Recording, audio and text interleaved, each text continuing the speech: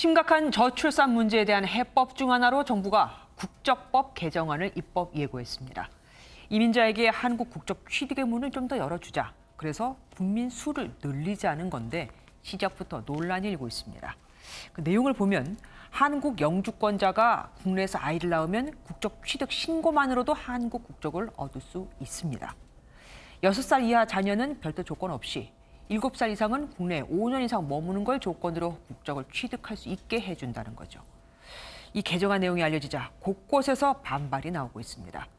국적을 취득하면 이중 국적도 가능하니까 부동산 매입도 수월해지고 투표권도 행사하며 각종 혜택을 누릴 수 있는데 이 대상 대부분이 그러니까 95%가 중국 화교거든요. 중국의 나라를 팔아먹는 현대판 을사오적이라는 격한 반응까지 나오고 있습니다. 특히 어제 진행된 공청회에선 참석한 패널들이 모두 다 찬성 의견을 내서 이미 답을 다 정해놓고 공청회를 연 요식 행위에 지나지 않았다는 비난과 함께 벌써부터 국적법 개정안 반대 청원 숫자도 30만 명에 육박하고 있습니다. 민지숙 기자가 보도합니다.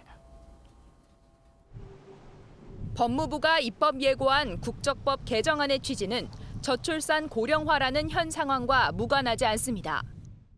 우리보다 먼저 저출산 위기를 겪은 유럽처럼 부모가 일정 기간 체류하면 출생한 자녀에게 자동으로 국적을 주자는 겁니다. 하지만 법안의 수혜 대상 대부분이 중국인이라는 사실이 알려지면서 특정 국가의 과도한 혜택이라는 비판이 나옵니다. 국적법 개정안의 적용을 받을 수 있는 외국인은 지난해 말 기준 3,900여 명인데요.